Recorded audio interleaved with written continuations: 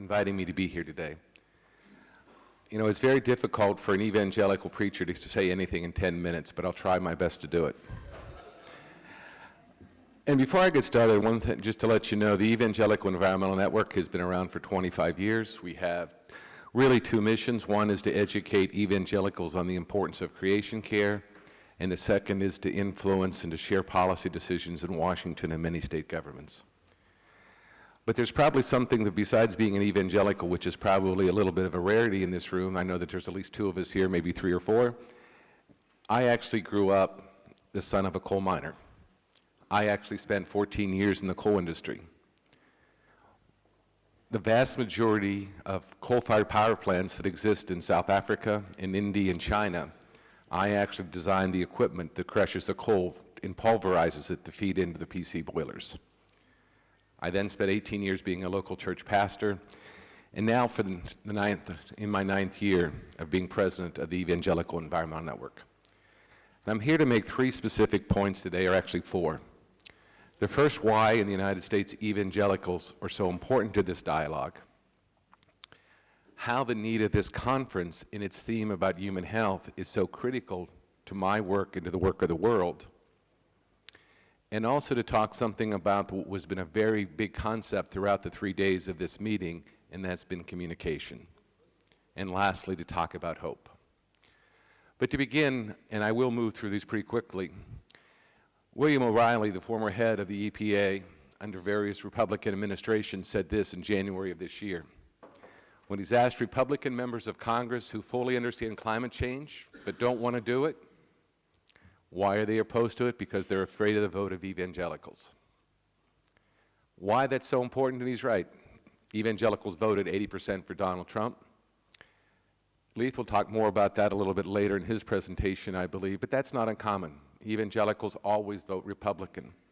And you can see one of the biggest things that most people don't realize, that in the United States, and it's difficult to see that slide, but 35% of the Republican Party in the United States is comprised of evangelicals.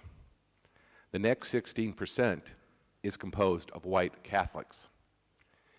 They have a unique voting perspective, and the even reason that they vote that way, by and large, the number one reason, is that they are pro-life. And with President Trump, they did get their one goal, and that was a new Supreme Court justice appointed that would share their sympathies. That's not just about evangelicals. I invite you to go to any pro-life organization that is predominantly Catholic around the country, and I go to several of them every year. They are very happy in that nomination. But what's so interesting about it in talking about communication, and one of the big failures, I think, of a lot of people, is understanding that people think differently. Conservatives and progressives value different things. Social science is very clear on that. You'll see the book up there by Jonathan Haidt, The Righteous Mind. If you don't want to read a book, you can watch his YouTube video of a TED Talk at 18 minutes and get the gist of it. But it's confirmed by a lot of people that people think and act differently. For Christian conservatives, our main values deal with life, sanctity, purity, individual responsibility, things like the fair market, work ethic, and security. And if we don't talk about climate change and those type of issues, we'll never be successful reaching evangelicals. In fact, this is what I said, is that our message, which is all about pro-life and protecting life, because we, the Evangelical Environmental Network, totally agree with Pope Francis, the National Association of Evangelicals, Catholic social teaching, even focus on the family, and believing that life is all about dealing, and pro-life is about dealing from conception till natural death. So we have a whole life ethic that wants to preserve and protect the abundant life that Jesus offers us if we do it. And it's key that we talk about it that way. In fact, that's why our tagline at the Evangelical Environmental Network is "Creation Cares, a Matter of Life." And just talking about that for just a second, please know that, while it is changing, science is not a key value for many in our community. So teaching science better won't necessarily work. In fact, I invite you to read my paper of a story that just happened 3 weeks ago as a pastor approached one of my volunteers in southwestern Virginia. and the argument they got out to, the debate that they entered into over science. That story would take all of my 10 minutes, but please take a look at the paper. And it's just one of the things that we deal with removing people. And obviously, this is my favorite expression. It's not about polar bears. A couple years ago, I was doing a TV show and a news show, and they actually, in the background behind me, showed a videotape of polar bears. And I actually stopped the interview and said, take that off or I'm not continuing. Because my community, while they may be concerned about all of God's creation, their primary value is not about species or about animals. And what tends to be about polar bears is it tends to promulgate and continue the idea that climate change is a future event. Many evangelicals believe in climate change or understand the science of climate change to be more fact, but they still consider it a future event. It's not something that they worry about, not something that's in their realm of consideration. And that's what we have to change. And also dealing with that, it's a matter of looking at the world perspective. Back in 2006, the Evangelical Environmental Network issued something called the Evangelical Climate Initiative. Many senior evangelical leaders signed that declaration, and it was centered on what we've talked about here a lot, of protecting the poorest and the poor who are most at threat. And we certainly agree that that's true, but I can tell you, and I think most of us would fit this value, that most people don't react to a threat that is so far away. It's easy to discount, or it's easy to put money into, like if it's a disaster relief or something like that. But to make it transformational life value, you're not going to do it from somebody that's far away. You have to do with something that's local, your own children. And that's been what we've been doing for the past several years, and that's why the work of this conference is so important. The way to move conservatives around the world is to talk about how the impacts are affecting their children and their children, their own lives, and where they're at. And one of the interesting things, Ron mentioned that the Laudato Si had an impact on Catholics, and there is some disagreement on that, but I agree that that is one of the numbers that are out there. But this study was done by Georgetown University 11 months after Laudato Si was published. And at that time, and still today, only 32% of Catholics in the United States have even heard of it. Only 27% of evangelicals had. Because again, it's easy to dismiss things if they're not really in your bailiwick. And I can tell you from personal experience, while the U.S. Conference of Catholic Bishops has championed this very strongly, there are a lot of local parish priests, including the parish priest where I live, that would like to see Laudato Si thrown away, and we'll even talk about it. Back to children's health.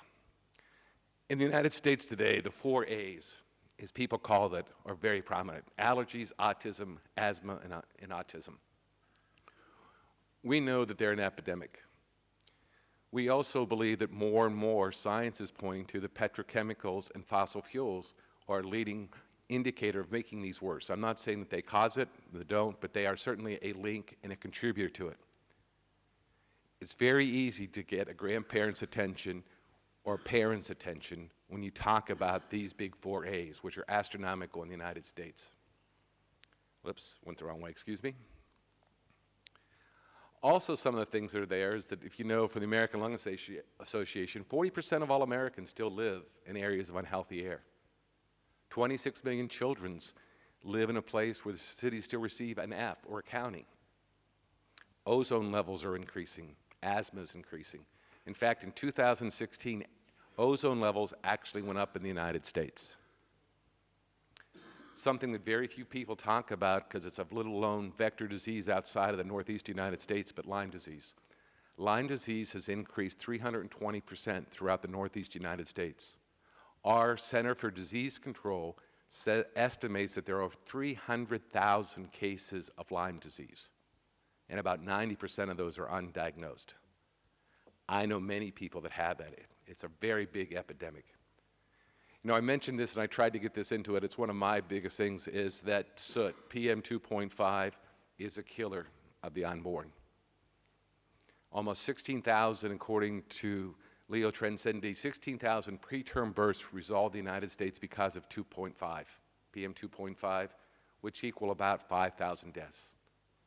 These are numbers that the pro-life community can identify with, they can sink their teeth into.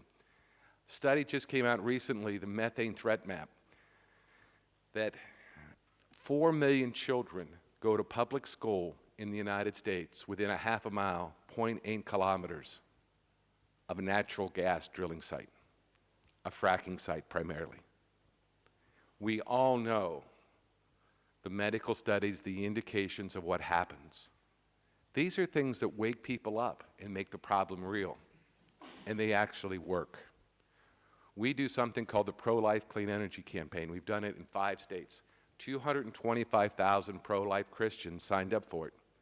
I can tell you that the 45,000 that just signed up in the state of Pennsylvania allowed that to actually have Republican Pennsylvania state legislators reintroduce a severance tax in the state of Pennsylvania without any bad environmental provisions, strictly because of that.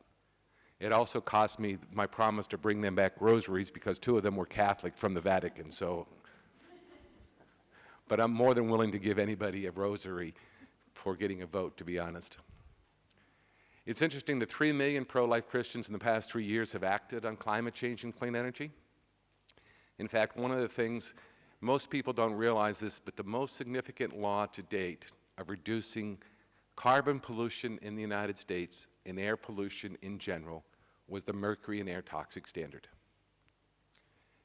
I'm here to tell you today that the only reason that that EPA regulation went into place was because of the faith groups that are represented in this room. The Evangelical Environmental Network, the National Association of Evangelicals, and the U.S. Conference of Catholic Bishops changed the day. When the vote happened in the United States Senate to try to kill it, it was saved by 4 votes, and all 4 of those votes came to the party because of the faith community and this message. So it works, and it's moving. You know, Congressman Peters, who gave me a shout out, realized a while ago I spent a lot of time on Capitol Hill. There are 20 Republican senators who are ready to move on climate. We need to give them some more cover, but they're talking about it. He mentioned the Climate Solution Caucus. We've been adamant among that. And I said, Scott Peters doesn't see me a lot because he's a Democrat, because they don't need to hear from me. But we are very good at talking to Republicans, because I'm a Republican, and it's very easy to talk the same language. And of course, one of the things that's very interesting, many of you might know that the United States promulgated a rule to stop methane leaks from natural gas production. It's called the New Source Standard for Methane. There were comments made by that by every environmental group in the country, a lot of faith groups, but it's very interesting and something that I'll admit that I'm very proud of, that the Evangelical Environmental Network gave the EPA over 95,000 comments from pro-life Christians in support of that standard, which was 15,000 more than any environmental group did, because we turned it into a message of life and health, using our values in our systems. And I think that's very critical to understand that, because the people are moving. 74% of Americans worry about air pollution. Think about that. At best, 60% of total America, 61% of evangelicals believe in climate change, but 74% worry about air pollution. Think about that as we're talking about it. 73% of people believe in clean energy and prefer clean energy. In fact, there was a recent study just done around St. Louis. When people asked, why should you choose clean energy, they were given 2 options: because it costs less or protects your children's health. Overwhelming majority said to protect children's health, not about the money. People are moving. The University of Texas Energy Poll says, the same things. And so what I'd like to talk to you about today is we need to start thinking about how to message and communicate the right values to the right people. There are probably many in this room, despite many of my Catholic friends, that would probably cringe at talking about being pro-life. And that's okay. I'm not going to disrespect you for your opinion, but allow my community to have a value that's there. Don't try to make climate change and clean energy one of many progressive issues, because our community will not buy into it. And that's one of the reasons our community has failed to be engaged, is because it has been lumped in, and quite effectively by a massive marketing campaign by the other side, to make sure that climate change is a liberal issue. So we need to separate the issues, stop avoiding the culture wars, and allow things to happen and to build up the communities in different ways. And I'm going to conclude by saying something that, maybe is an antithesis of this conference, but we're not quite at the big tent moment. You need to allow conservative faith people, like many Catholics and most evangelicals, to come to the issue of clean energy and climate change using their values. Because it's the only way they're going to come. And you see that tent that I had there has multi-peaks to it. I think that each one of us needs to be in our own community to rise up people to bring their peak up differently and separately and respect those different values, because otherwise there will continue to be a stalemate in the United States. Evangelicals are a critical voice in American politics. And you're right, there are some that are on the far right that we're never going to move, and they tell me I'm going to hell all the time, literally. And that's okay. You have to be a prophetic messenger to do what God wants you to do. I am a person of tremendous faith. I am a true evangelical. I can tell you about stories about leading people to a relationship with Jesus on Southwest Airlines, because they say that, they ask me what I am, and I say I'm an evangelical environmentalist, and they say, what the hell are you talking about? And then I open up the Bible and tell them how God cares about his creation. So my goal is for this conference and this work is to really stress the health message that you're around. Allow people like me to use that health message and help me to know that health message so I can bring it to my community in a way that they will listen to it, and then they will be successful. Thank you so much for inviting me, and it was my pleasure to speak to you this morning.